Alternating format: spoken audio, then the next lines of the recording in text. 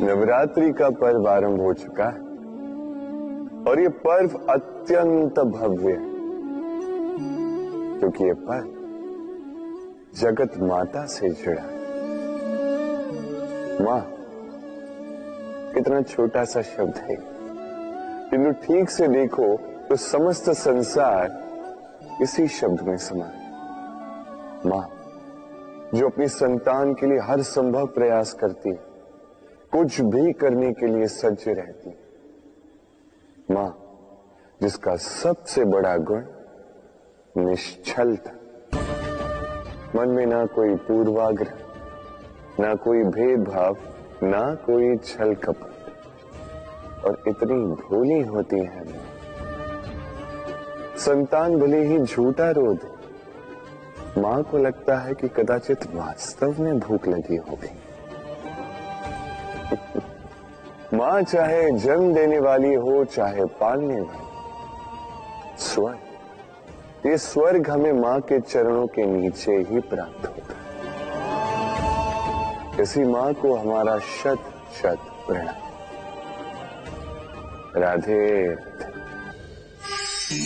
मां का एक और सबसे महान गुण स्वयं को ढालने की अद्भुत शक्ति। जिस प्रकार एक मां स्वयं को ढाल सकती है और कोई नहीं कर सकता।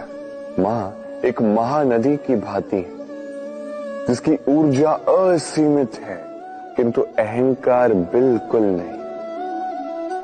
जिस प्रकार एक नदी ढलान के अनुरूप मुड़ जाती है, उसी प्रकार एक मां अपने संतान के अनुरूप ढल जाती है, चाहे जैसी भी परिस्थिति हो।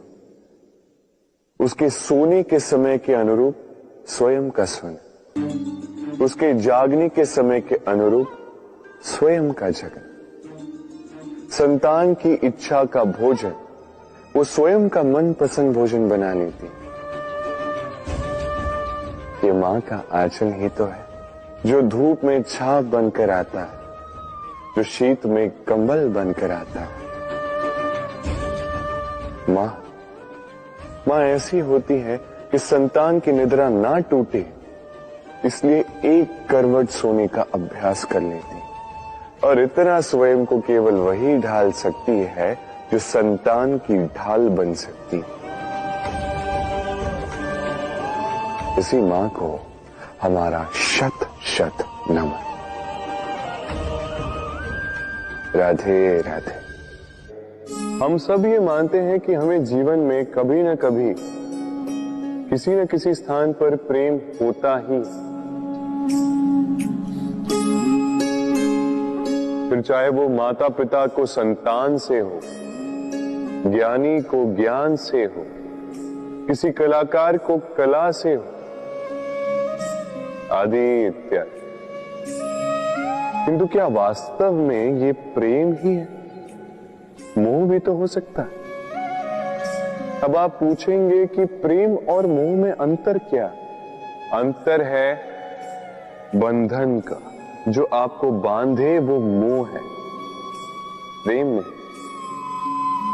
प्रेम वो जो आपको मुक्त कर विकास की ओर भेजे। चलो आपको एक उदाहरण देता हूं। कुछ माता पिता अपनी संतान को किसी अन्य नगर में पढ़ने के लिए भेज नहीं पाते, अपनी संतान को उसके मित्रों के साथ खेलने के लिए भेज नहीं पाते। चिंतित रहते हैं कि कहीं उनकी संतान को पीड़ा ना पहुंचे, और इसीलिए उसे बांध के रखते हैं। ये प्रेम नहीं है, ये मोह है। क्योंकि यदि ये प्रेम होता तो वो चाहते कि संतान माता पिता की छांव से बाहर निकलकर इस संसार को देखे, उसे समझे, उससे ज्ञान ले, अपनी अनुभवों से सीखकर अपना स्वयं का एक व्यक्तित्व बनाए। स्मरण रखिएगा, मोह से भय पैदा होता है और प्रेम से केवल आनंद। इसीलिए बांधिए मत, मुक्त कीजिए, क्योंकि यही प्रेम है। राधे राधे। कुछ बनाने के विज्ञान में पहले टूटने का ज्ञान आवश्यक है तब। नई सोच बनाने के लिए पुरानी रीतियों को तोड़ना आवश्यक है। ये यात्रा, ये सीख केवल राधा के लिए नहीं, बल्कि सभी के लिए। फिर सभी को इस दुर्गम और जटिल पथ से जाना ही होगा। मनुष्य भावनाओं में बहकर कभी कभी ऐसे अनुचित निर्णय ले लेता है जिसके कारण वो जीवन भर पश्चाताप करता है, किंतु जब कुछ खो कर पाता है उसे वो सहेज कर रखता है। बबूल का पेड़ कितना विशाल होता है,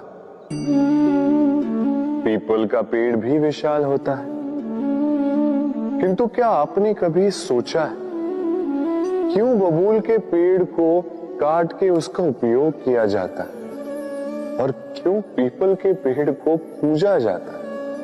इसलिए क्योंकि पीपल का पेड़ उसके नीचे बैठे पथिक को छाया देता है, अपनी डाली पर असंख्य पंछियों को बसेरा देता है, किसी को काटे चुभाकर दूर नहीं करता, बल्कि उसे शीतल छाया देकर उसकी थकान हार लेता। इस संसार में यदि आपको सम्मान पाना है तो पीपल की भांति ही बनना होगा। कुछ देना सीख, आनंद, सुख, शीतलता बांटना सीखो और कांटों की भांति कभी किसी को कष्ट ना दो। सम्मान स्वयं चल के आपके पास आएगा और मन प्रसन्न होकर बोलेगा। मनुष्य में एक बड़ा ही विशेष गुण पाया जाता है, मूल्यांकन करना। क्या महंगा है, क्या सस्ता है। जिसे खरीदने के लिए अधिक धन लगे, अधिक परिश्रम लगे, वो महंगा। जिसे खरीदने के लिए कम धन, कम परिश्रम लगे, वो सस्ता। परंतु क्या यही पूर्णतः सत्य है?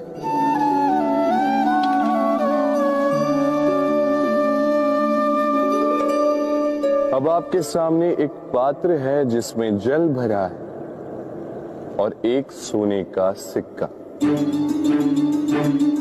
बताइए इन दो वस्तुओं में अधिक महंगा क्या है? आप कहेंगे सीधी सी बात है, सोने का सिक्का ही अधिक महंगा होगा। इस सोने के सिक्के से आप ऐसे कई सारे जल के पात्र खरीद सकते हैं। चलिए उचित। अब सोचिए यदि आप किसी मरुस्थल के बीचों बीच फंसे, प्यास से तड़प रहे, तब क्या महंगा होगा? तब तो आप इस एक घूंट जल के लिए अपनी जीवन भर की कमाई पाई पाई यूं ही गंवाने के लिए सज्ज हो जाएंगे।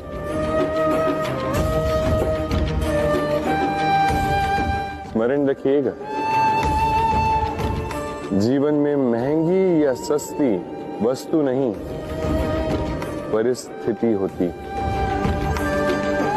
और आवश्यकता पड़ने पर जो काम आए, उससे अमूल्य इस संसार में और कुछ भी नहीं। राधे,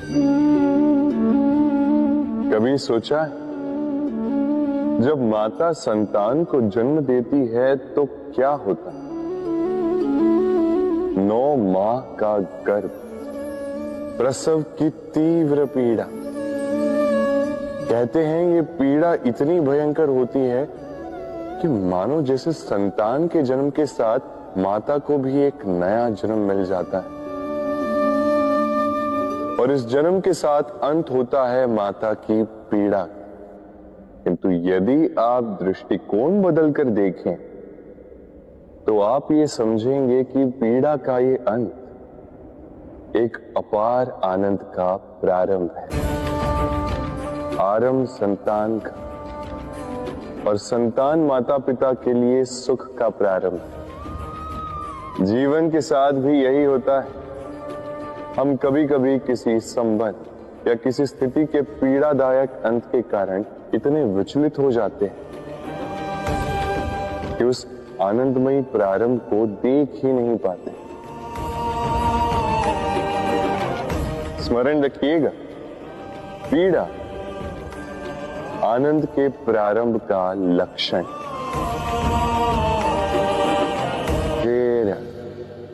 ये है सुई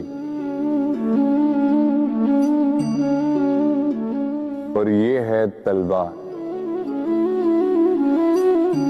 अब आप बताइए, आपके दृष्टिकोण से इन दोनों वस्तुओं में से क्या अधिक शक्तिशाली और महत्वपूर्ण होगा? आप कहेंगे तलवार ही अधिक शक्तिशाली या महत्वपूर्ण है। चलिए मानते हैं तलवार अधिक भारी होती है। तलवार युद्ध में आपको विजय दिलाती है, शत्रु का विनाश करती है, किंतु तलवार से कभी आप आपके वस्त्र सी नहीं पाएंगे। यदि पांव में कांटा चुभ जाए तो उसे आप तलवार से नहीं निकाल सकते। आपको सुई का उपयोग करना ही होगा। अब बताइए, तलवार को पाने के पश्चात ऐसे इस प्रकार सुई को खो देना क्या उचित होगा?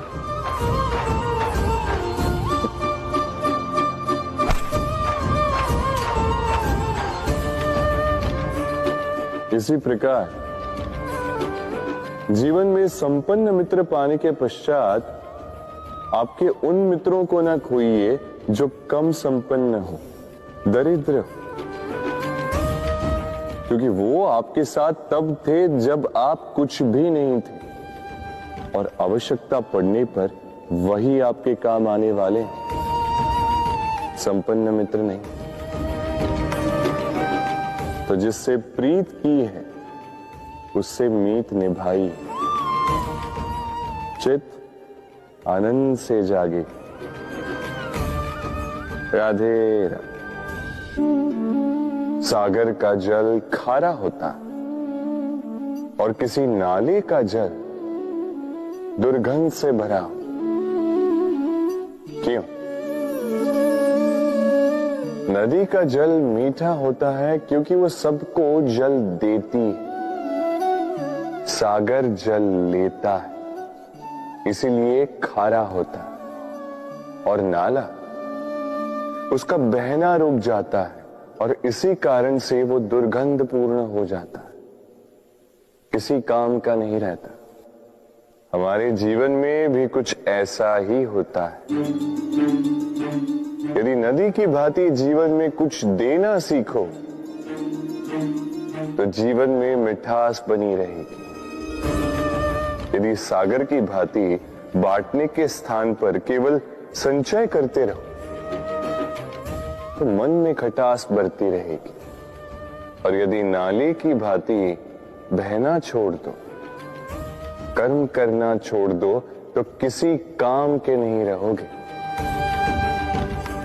इसलिए बिना किसी विराम के कर्म करते रहो और जो कुछ भी आपके पास है उसे बांटना सीखो। मन प्रसन्न होकर बोलेगा राधे राधे। व्यक्ति का जीवन क्या है? अब आप कहेंगे जन्म और मृत्यु के बीच का समय। और मृत्यु कब होती है? जब व्यक्ति श्वास लेना छोड़ दे, हाथ पांव चलाना छोड़ दे, सोचना छोड़ दे। ऐसा नहीं। देखिए, जल की मृत्यु तब नहीं होती जब वो सूख जाती। जल की मृत्यु तब होती है जब वो प्यास बुझाना बंद कर देती है। सूर्य की मृत्यु तब नहीं होती जब उस पर ग्रहण लग जाए या जब सूर्यास्त हो जाए। सूर्य की मृत्यु तब होती है जब वो भविष्य में इस संसार के जीवों को प्रकाश की आशा देना छोड़ दे। उसी प्रकार मनुष्य का अंत, उसकी मृत्यु तब होती है जब उसके भीतर की करुणा का अंत हो जाए। करुणा वो भाव है जो मनुष्य को मनुष्य बनाए रखती है, जो एक मनुष्य को किसी और मनुष्य का कष्ट, उसकी आवश्यकता का अनुभव कराती है, जो उसे बल देती है किसी और की सहायता करने के लिए, उसे पात्र बनाती है इस सृष्टि का नियंता बनने के लिए। देखिए, इस संसार में मृत्यु केवल एक बार होती, तो उससे पूर्व क्यों मरना? इस करुणा को क्यों मारना? स्वयं को मनुष्य बनाए रखिए, मृत्यु के पश्चात भी जीवित रहेंगे। राधे राधे।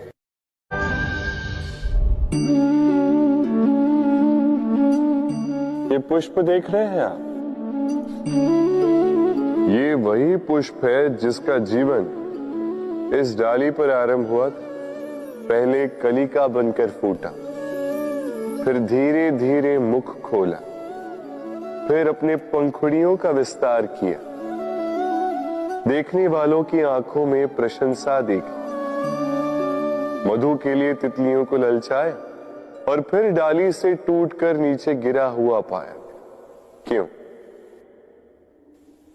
नियति ने ऐसा क्यों किया?